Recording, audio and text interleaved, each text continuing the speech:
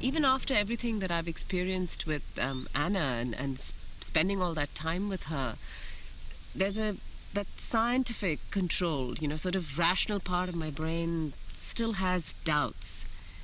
So I wonder what it will take to totally convince me. In the course of my work, I had come across the story of Jörg Olsen, an ex-policeman turned conservationist. Jörg and his wife Karen set up the Jukani Predator Park. Here, many big cats rescued from bad zoos and canned hunting farms are offered a home and get lifetime care.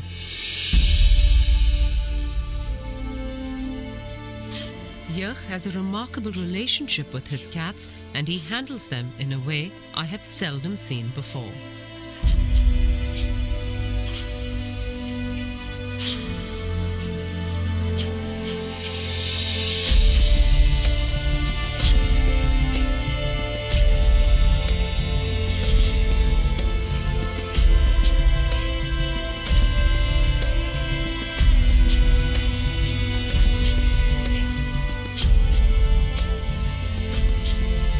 There was one big cat here that he did not know what to do with.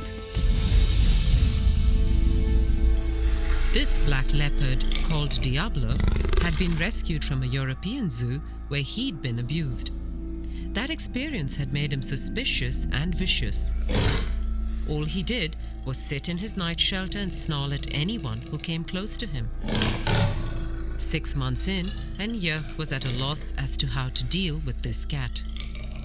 That whole atmosphere there was a vibe of aggression and of I hate you and I will kill you. And the one encounter I had with him, he sent me to hospital 1 bite, 1 week. He's a dangerous cat. He's very, very dangerous.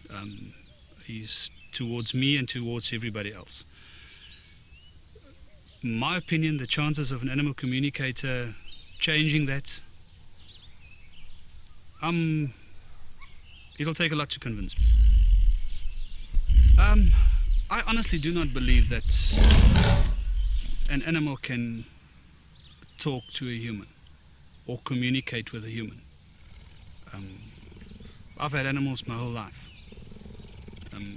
We give them commands, we give them instructions, and they do it as we habituate them, basically.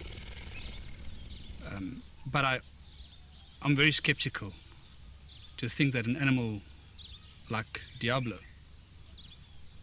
will communicate or can communicate with humans. I am desperate, however.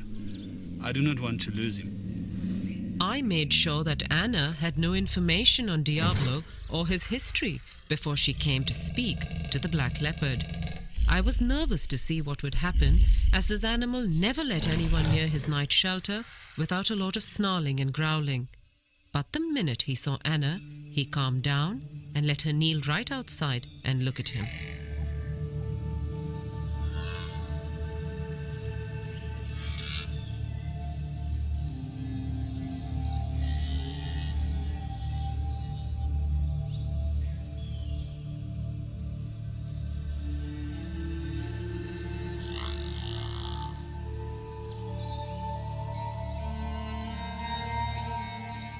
This beautiful black leopard that you've asked us to communicate with is very overawed by his new surroundings, having come from a very cramped and stressful place for him.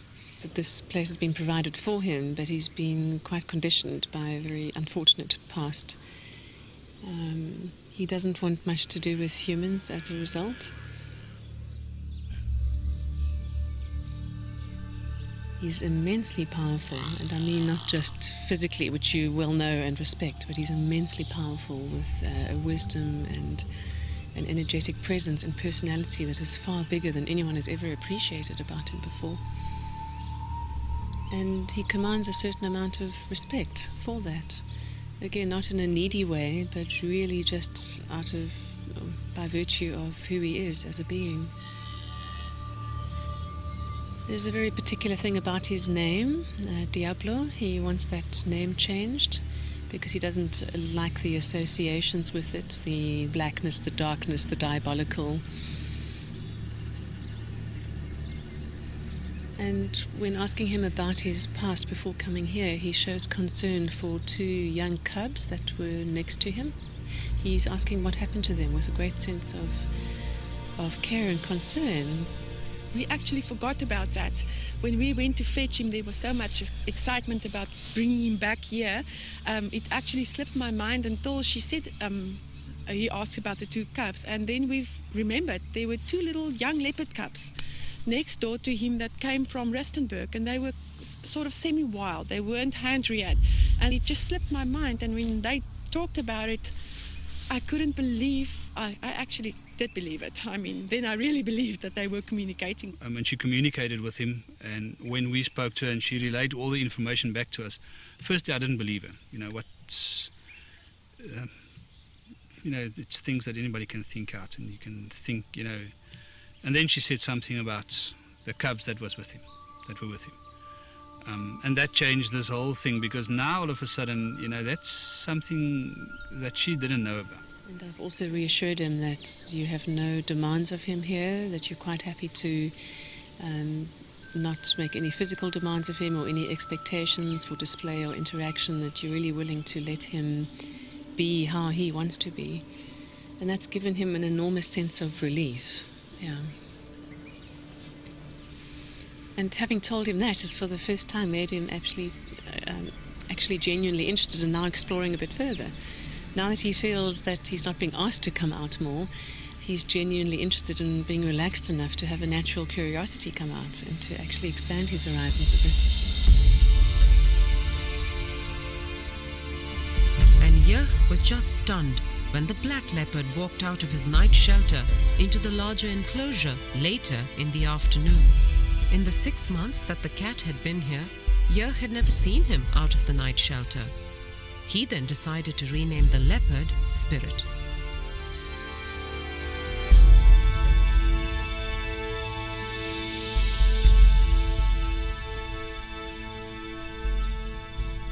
We told him that same afternoon that we're not going to call him Diablo anymore.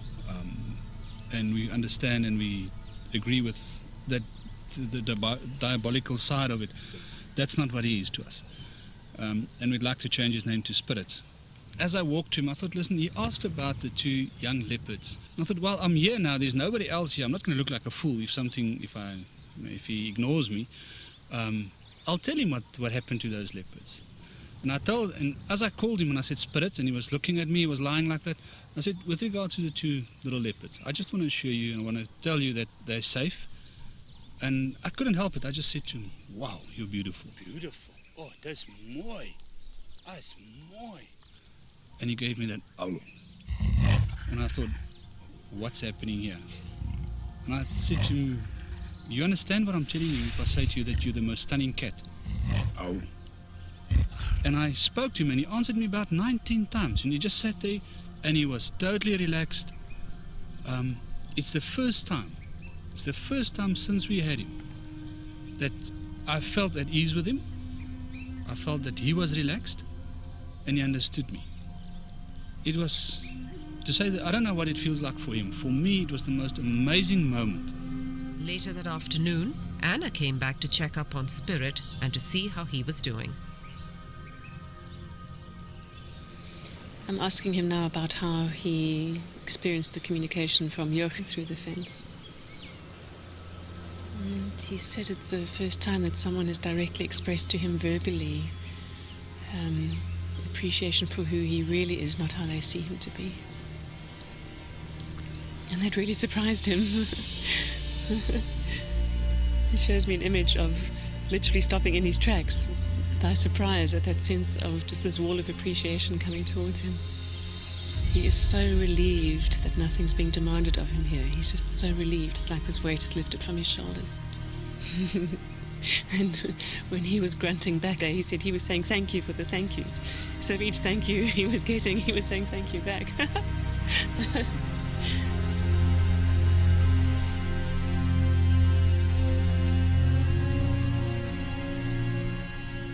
Is there anything you'd like to say about that feedback?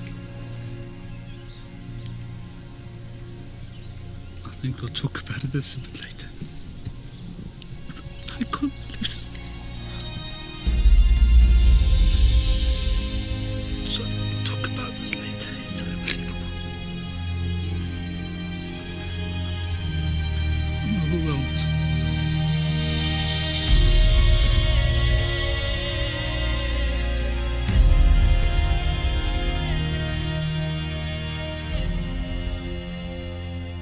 it's two different animals. It's two totally different personalities. We had a snarling cat, angry at everything, upset about being here, hating humans, hating us for having him here, you know, ready to kill in an instant. To this relaxed black leopard that's lying on top of his log in his shelter is this attitude of, you recognize me for who I am now. And it's amazing to talk to him and get the talking and get him to talk back to us.